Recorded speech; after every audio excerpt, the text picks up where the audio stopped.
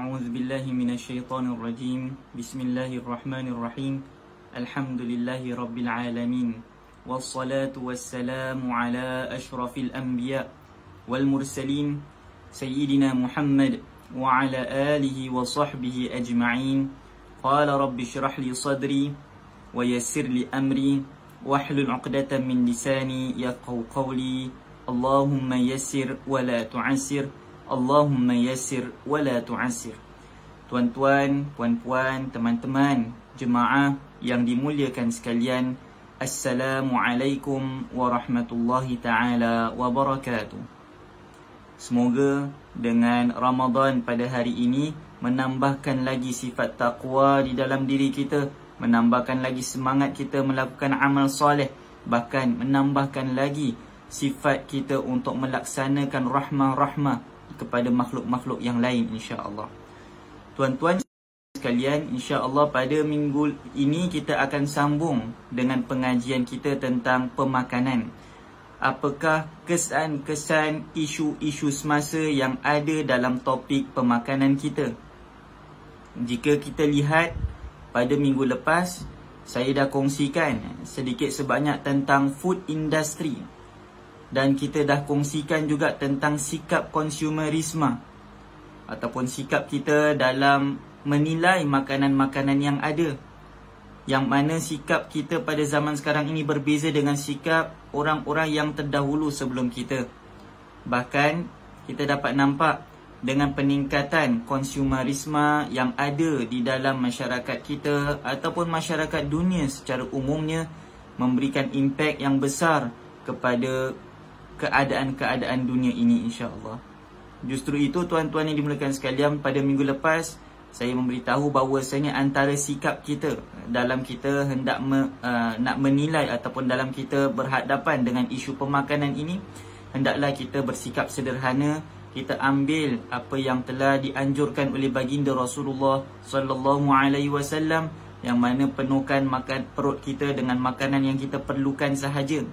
Dan bukan hanya kita menggunakan makanan yang kita perlukan, tetapi juga kita ambillah makanan-makanan yang halal.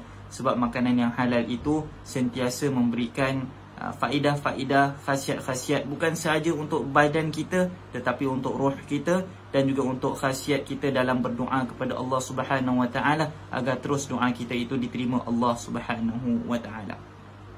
Di samping itu juga kita dah bincangkan sedikit sebanyak tentang isu pembaziran dan isu bagaimana Allah Subhanahu Wa Taala kaitkan sifat pembaziran itu dengan kawan syaitan. Jadi insya-Allah pada hari ini tuan-tuan, kita akan sambung lagi dengan perbincangan selanjutnya, iaitu kita akan membincangkan sedikit sebanyak yang mana ada kaitan dengan isu-isu semasa tentang pemakanan itu sendiri, makanan yang ada itu sendiri. Kalau minggu lepas kita bincangkan tentang sikap, hari ini kita bincangkan tentang makanan itu sendiri. Tuan-tuan yang dimuliakan sekalian, bila kita lihat keadaan dunia, kita pasti akan dapat nampak bahawasanya keadaan masyarakat dunia, masyarakat manusia ni semakin meningkat, dan sumber makanan ni semakin berkurangan. Sebab itulah tuan-tuan yang dimuliakan sekalian, kalaulah kita tengok kepada hasil kajian yang telah dilakukan oleh pengkaji-pengkaji dunia, kita akan dapat nampak beberapa keadaan. Ini yang akan saya kongsikan, iaitu mengikut kepada perkiraan WHO ataupun World Health Organization. Mereka mengatakan bilangan penduduk manusia sampai kepada tahun 2014 ada menjangkau anggaran dalam 7 bilion manusia. Dan kalaulah kita lihat trend ni terus berterusan, maka manusia punya angka ataupun bilangan manusia akan mencecah kepada 9.7 bilion manusia pada tahun 2050. Bahkan dia akan terus meningkat sehingga 11 hinggalah 12 bilion pada dekad-dekad yang seterusnya. Justru itu tuan-tuan, sekarang ni sahaja kalau kita tengok penduduk dunia mengikut kepada kajian WHO, 7 bilion manusia. 7 bilion manusia ni je tuan-tuan dah memerlukan, dapat nampak dah kita perlukan makanan yang banyak. apatah lagi kalau dah penduduk manusia dah meningkat sampai 9 juta ataupun 9 bilion manusia, sehingga kan membuatkan kita akan dapat nampak akan datangnya isu kekurangan makanan. Jadi bila isu kekurangan makanan ni terjadi, bagaimana kita nak kena selesaikannya? Kita tak boleh suruh orang jangan makan, tapi kita kena sediakan makanan yang lebih. Dan sebab itulah tuan-tuan yang dimulakan sekalian, minggu lepas saya kongsikan tentang perlu kepada sikap, perubahan sikap dalam kita memakan makanan ini. Jadi tuan-tuan, kalau kita sambung lagi dengan kajian-kajian, mengikut kepada kajian yang telah disebutkan oleh negeri-negeri Eropah ataupun European Union, mereka mengatakan bahawasanya haiwan ternakan seperti lembu, ayam ataupun haiwan-haiwan yang lain memberikan impak kepada kesan rumah hijau ataupun memberikan impak kepada greenhouse, yang mana dunia ni semakin panas. Dan kalau kita tengok juga menjaga peternakan binatang-binatang untuk kita berikan makanan kepada penduduk manusia di muka bumi ini bukan sahaja menambahkan greenhouse effect ataupun rumah hijau, kesan rumah hijau, tetapi dia juga memberikan kesan tentang bagaimana kita memakan tanah. Perlukan tanah yang lebih banyak dan perlukan kepada area yang lebih banyak, menyebabkan keadaan akan perlu kepada banyak lagi tumbuhan yang nak diberikan kepada haiwan-haiwan ternakan tersebut, dan lagi banyaklah karbon dioksida yang akan keluar. Disebabkan itu, kita dapat nampak ya tuan-tuan yang dimulakan sekalian, bila kita dapat menurunkan keadaan, bagaimana kita nak selesaikan masalah ni, bagaimana kita nak selesaikan masalah meningkatnya penduduk manusia dan berkurangannya limit ataupun resources makanan kita. Daripada sini tuan-tuan, bagaimana kita nak selesaikan masalah ni? Imma yang pertama, kita ubah sikap kita, ataupun kita sama-sama fikirlah ni kita sama-sama fikir, ataupun kita tambahkan makanan kita. Jadi kalau kita nak tambahkan makanan kita, kita tambahkan lagi pembiakan, tambahkan lagi binatang, tambahkan lagi tanah, kita akan dapat nampak tuan-tuan yang dimulakan sekalian, kita akan kekurangan tempat tinggal sebab manusia dah semakin banyak. Dan pada waktu yang sama juga perlu kepada pemotongan-pemotongan pokok untuk diluaskan lagi tanah-tanah tersebut. Dan pada waktu yang sama juga meningkatkan lagi kesan rumah hijau. Dunia semakin tak sihat, semakin panas dan sebagainya. Jadi di sini tuan-tuan, apakah saranan yang dapat kita lihat? Jadi pengkaji-pengkaji ini mengatakan antara saranan yang mereka boleh keluarkan disebabkan keadaan-keadaan yang telah saya kongsikan ni, maka mereka mengatakan perlunya kepada pemakanan baru, perlunya kepada supply makanan-makanan daging yang baru. Sebab itulah mereka cuba menambahkan ataupun cuba menggunakan area teknologi untuk mengeluarkan ataupun untuk menghasilkan makanan yang dinamakan sebagai daging tiruan, iaitu cultured meat. Jadi cultured meat ni tuan-tuan ada banyak nama. Ada nama dia lab grown meat, ada nama dia ialah cultured meat, ada yang nama dia ialah future meat dan sebagainya. La musyahata fil istilah ataupun la musyahata fil asma', kita tak akan bincangkan tentang nama-nama tu, tapi semua nama-nama ni ataupun cultured meat dan sebagainya memberikan makna yang sama, iaitu bagaimana kita buat daging tiruan. Okay. Jadi tuan-tuan yang dimuliakan sekalian, sekarang ni hari ini saya akan kongsikan tentang apakah isu tentang daging tiruan. Pernah tak daging tiruan ni dilaksanakan? Kalau tak pernah, bagaimana orang boleh tercetus idea nak buat daging tiruan ini? Dan bila orang dah buat daging tiruan ini, boleh tak kita makan? Cara dia buat tu macam mana dan sebagainya? Inilah yang akan kita bincangkan insya-Allah pada hari ini.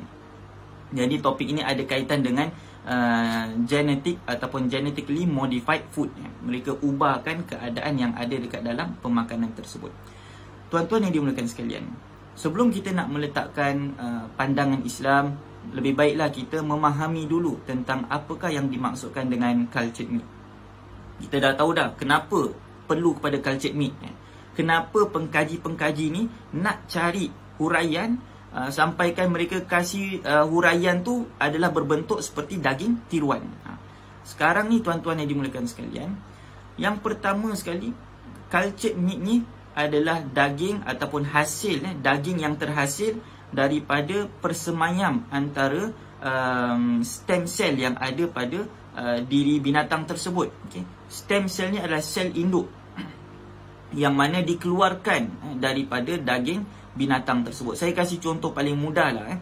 Dia ambil sedikit saja. Kita nampak telapak tangan saya ni. Dekat telapak tangan saya ni sebenarnya ada tisu. Tisu ni bukan tisu lap muka ataupun lap ingus. Tetapi dia adalah sel-sel yang dah bercantum memberikan fungsi-fungsi tertentu. Jadilah ada satu tisu. Jadi dekat dalam tangan saya ni ada tisu. Satu tisu ni made up of ataupun dicipta ataupun terjadi daripada sel-sel yang banyak kat dalam sini. Kecil-kecil banyak sel. Dalam sel-sel ni ada, kalau kita keluarkan, kita ekstrakkan, kita dapat keluarkan sel induk. Sel induk ni apa tuan-tuan? Sel ibu sel. Sebab tu dia boleh membiak dan kita boleh mengolah sel tersebut menjadi kepada bentuk-bentuk lain yang kita nakkan.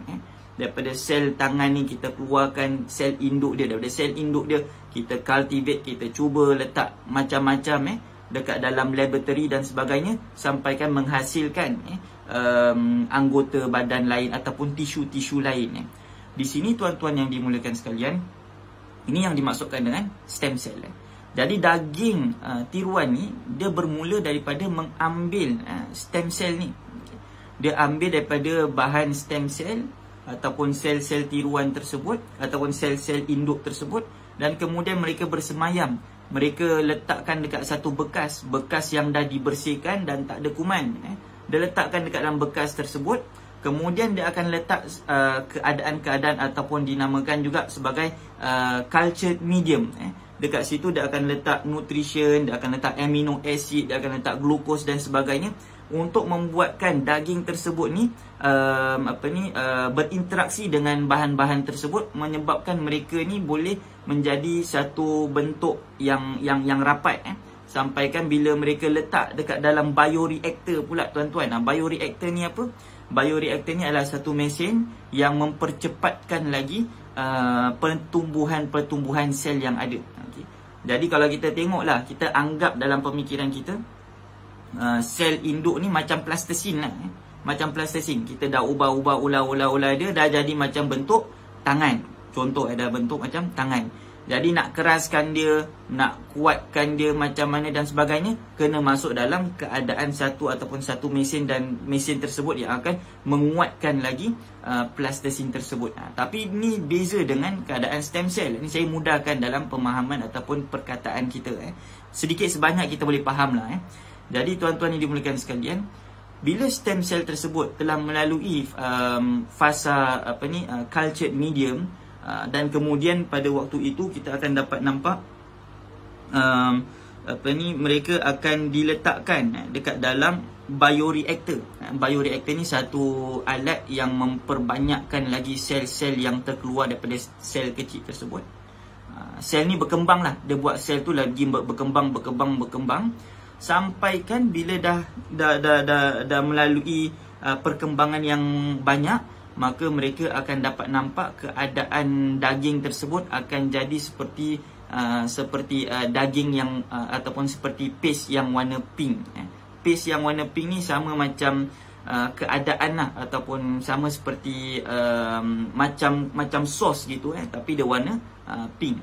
Dan kemudian barulah melalui kepada fasa yang seterusnya, fasa yang dinamakan sebagai tissue engineering.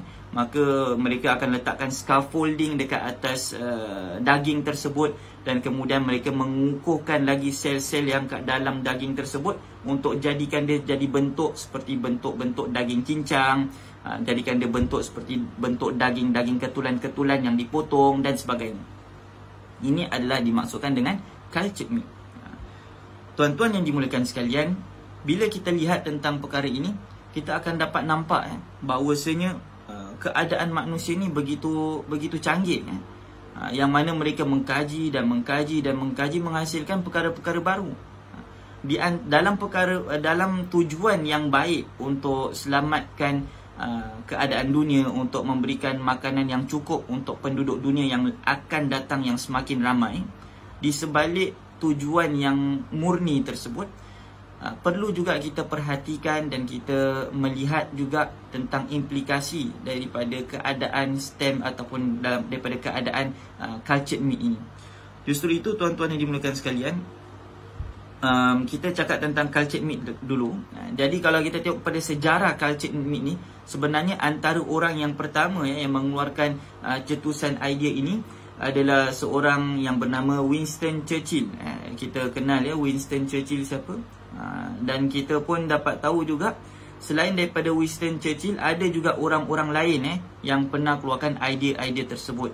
Dan kita dapat nampak, pernah tak daging ni terjadi ataupun pernah tak teori ni, kajian makmal ni yang masih lagi dalam fasa makmal lagi, belum lagi keluar kepada makanan kita. Kita belum lagi dapat nampak dah daging ni dekat pasar NTUC, belum nampak lagi. Daging ni masih lagi terhad dekat dalam makmal-makmal sains. Antaranya masih lagi ada dekat tempat makmal sains oleh A-STAR ataupun Bioprocessing Technology Institute. Ada mengkaji tentang perkara ini.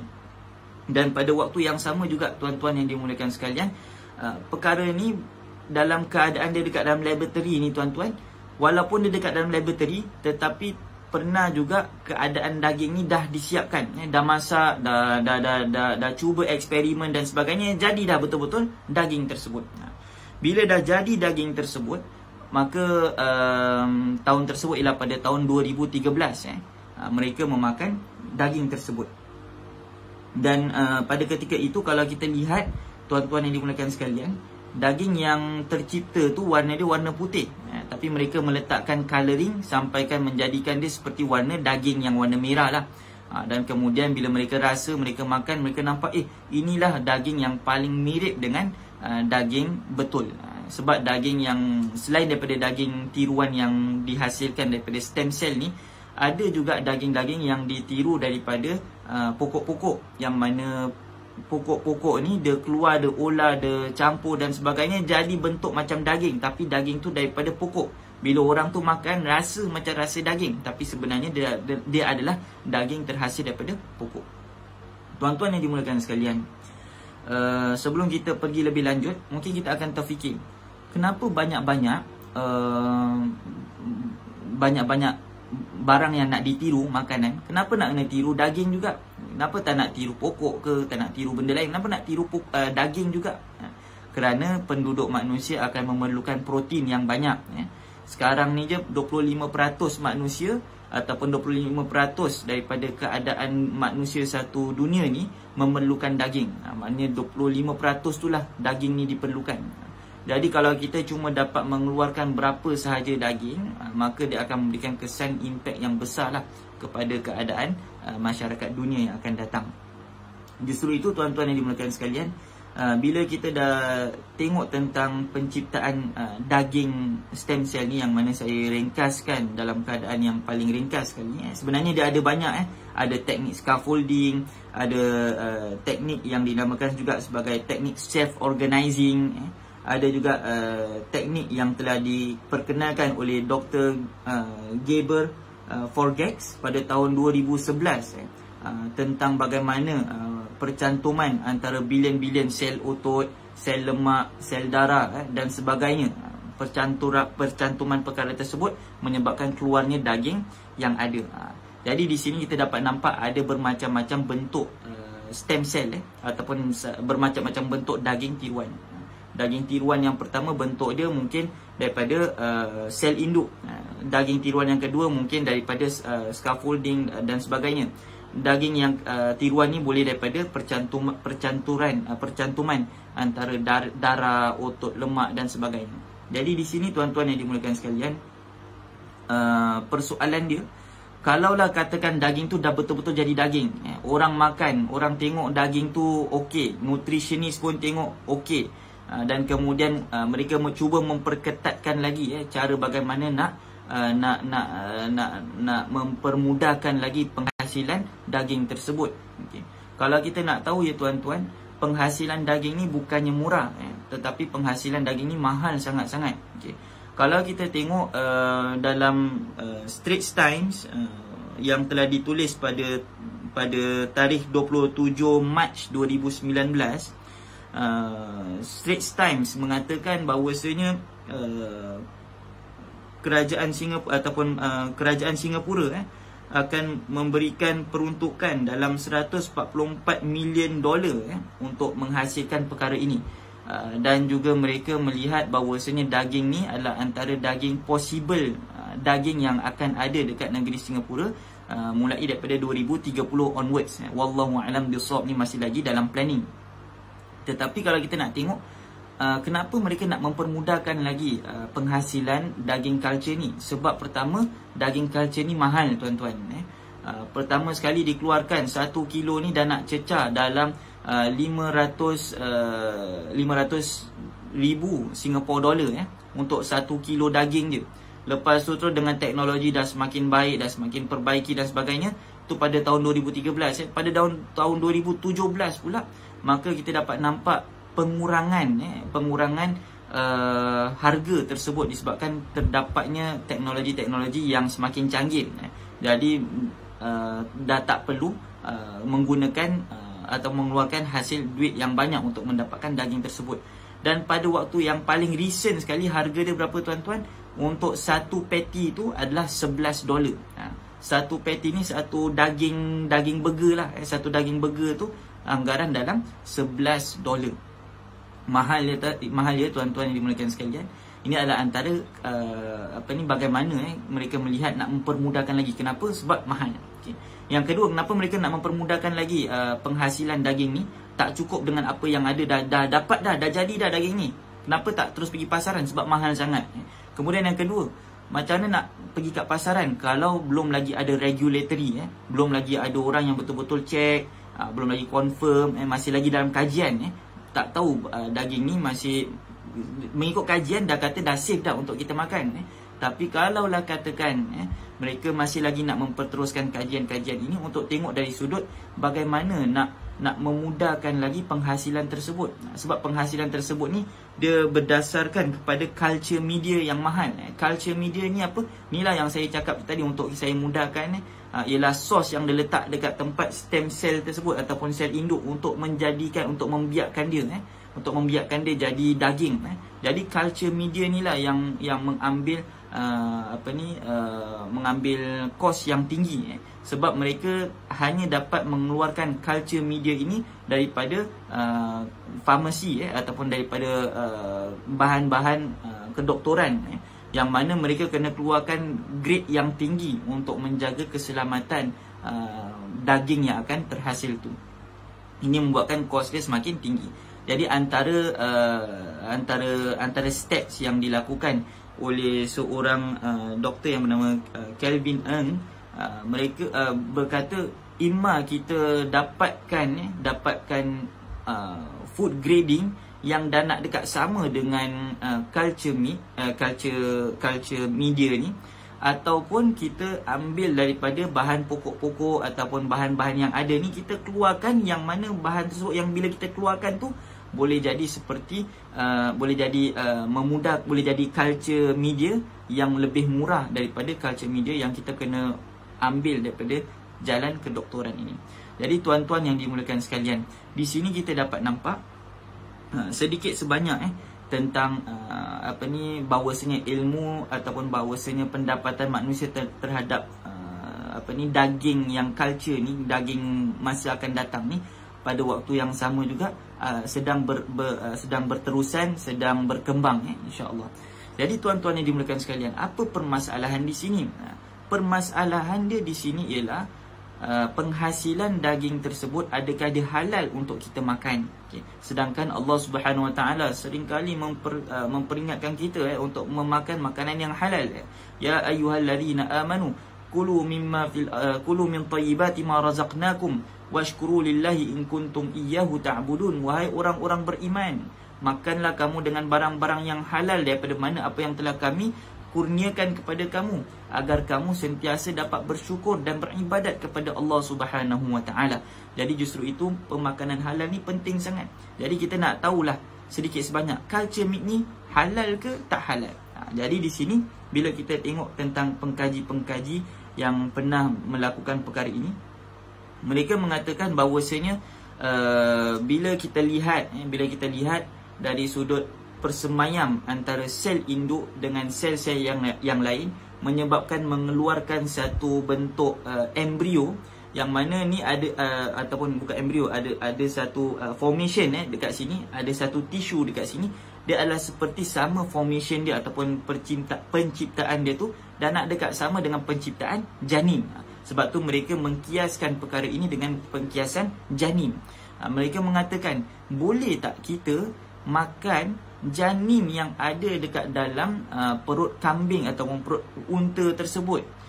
Jadi di sini ulama-ulama kita ada bermacam-macam pandangan, sebab mereka berdasarkan kepada hadis yang sahih yang telah disebut oleh Al-Imam At-Tirmidzi rahimahullah dan juga Imam Ibn Majah, bahwasanya Rasulullah pernah bersabda, zakatul janin zakatu ummihi, iaitu kita dah tak perlu lagi nak sembelih janin. Kalau katakan kita dah sembelih ibunya, kita bila dah sembelih lembu tu meninggal, time tengah racik tu ada nampak janin dia.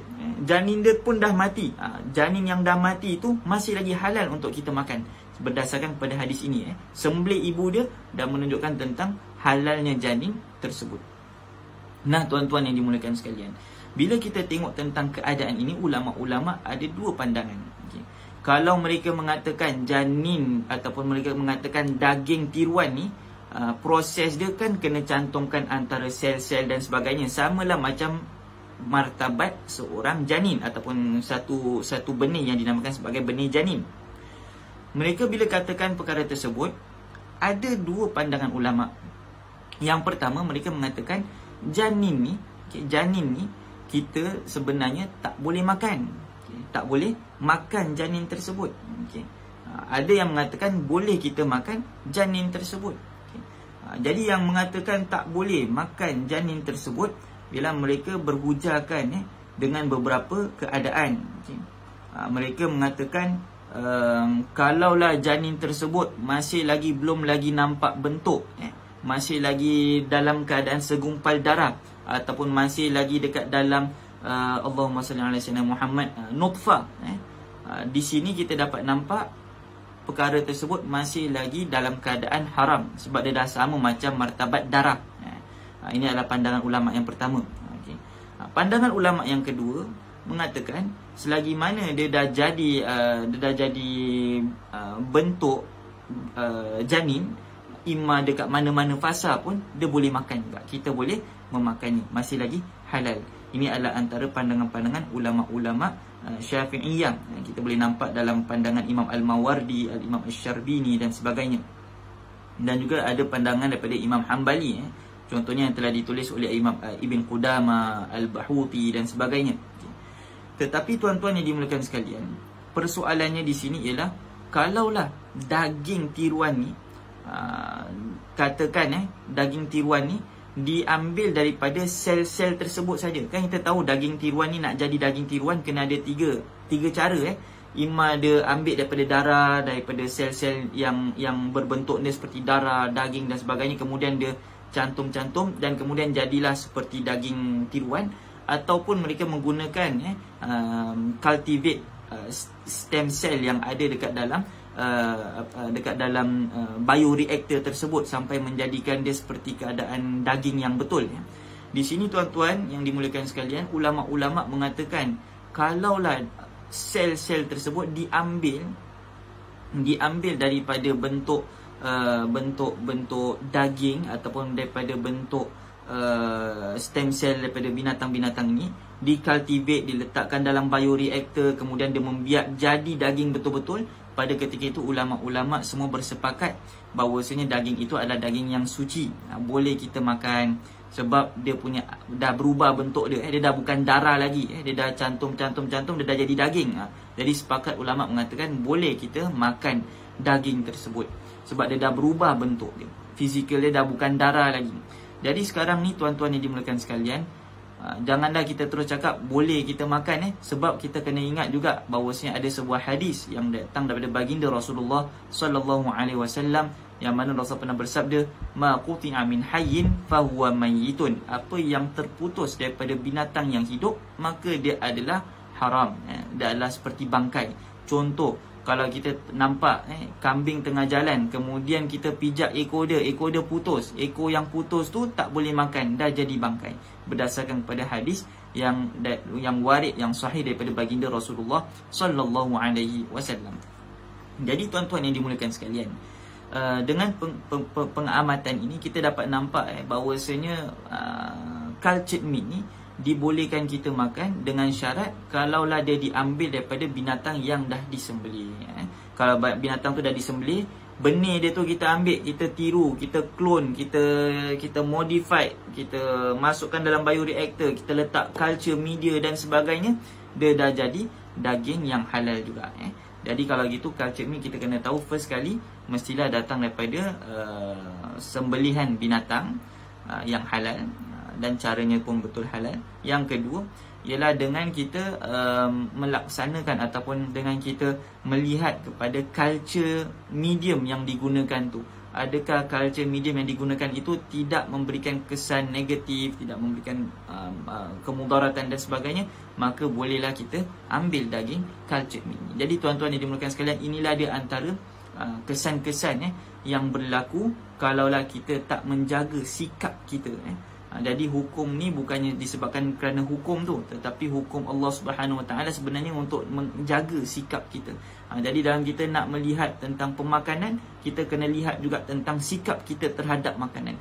Jadi pada waktu itu insya-Allah kita akan dapat keajaiban Islam yang mana Rasulullah sallallahu alaihi wasallam anjurkan kepada kita untuk kita makan 1/3, penuhkan perut kita 1/3, penuhkan makanan perut kita dengan 1/3 air dan sebagainya. Jadi tuan-tuan yang dimuliakan sekalian, semoga dengan sedikit perkongsian tentang isu-isu semasa ini, isu yang dikatakan sebagai cultured meat, memberikan kita, membukakan minda kita, membukakan pemikiran kita bahawasanya dunia ni semakin berubah, dan kita perlu kepada ijtihad yang baru, dan kita perlu kepada pengkaji-pengkaji yang baru, yang menghasilkan kajian-kajian yang baru. Moga dengan ini Allah Subhanahu Wa Taala tambahkan keimanan kita, tambahkan ilmu kita, tambahkan juga akhlak kita, yang mana Allah Subhanahu Wa Taala berfirman, innama yakhshallaha min ibadihil ulama, sesungguhnya yang sentiasa mengingati Allah, yang takutkan Allah Subhanahu Wa Taala ialah hamba-hambanya yang dinamakan sebagai ulama, yang mengenal, yang tahu, yang arif billah, yang mengetahui tentang hak-hak Allah Subhanahu Wa Taala dan hak-hak manusia. Pada ketika itu mereka akan memberikan pengabdian yang khusus kepada Allah Subhanahu Wa Taala, dan juga memberikan rahmah kepada makhluk-makhluk yang bersekitaran dengannya. Justru itu tuan-tuan yang dimuliakan sekalian, kita dalam ini tambahkanlah sifat qanaah dalam hati kita, tambahkanlah, perbaikilah sikap kita dalam menghadapi ataupun dalam kita memakan makanan. Moga-moga Allah Subhanahu Wa Taala merahmati kita insya-Allah. Jadi tuan-tuan yang dimuliakan sekalian, kita bertemu pada minggu hadapan dengan topik yang baru, topik yang membincangkan tentang sikap vegetarian. Mungkin disebabkan adanya orang yang dah faham tentang keadaan dunia, dah semakin bilangan makanan dah semakin berkurangan, dan kemudian boleh memberikan kesan yang negatif kalaulah katakan berterusan menjaga binatang ternakan yang banyak untuk memberikan keperluan ataupun untuk menyampaikan keperluan-keperluan masyarakat manusia yang semakin banyak. Pada ketika itu ada juga sebahagian orang yang cuba nak meletakkan dirinya untuk jadi vegan ataupun vegetarian. Boleh ke tidak? Kita akan bincangkan apa maksud vegan, apa maksud vegetarian. Adakah mereka dua sama? I'm a vegan, I'm a vegetarian. Adakah dia sama? Kita akan bincangkan insya-Allah pada minggu depan, dan kita akan lihat apakah prinsip-prinsip Islam yang ada kaitan dengan isu-isu tersebut. Insya-Allah kita bertemu pada waktu yang lain dalam keadaan kita yang lebih baik. Moga Allah Subhanahu Wa Taala merahmati kita dan menambahkan ilmu kita insya-Allah. Sekian, assalamualaikum warahmatullahi wabarakatuh.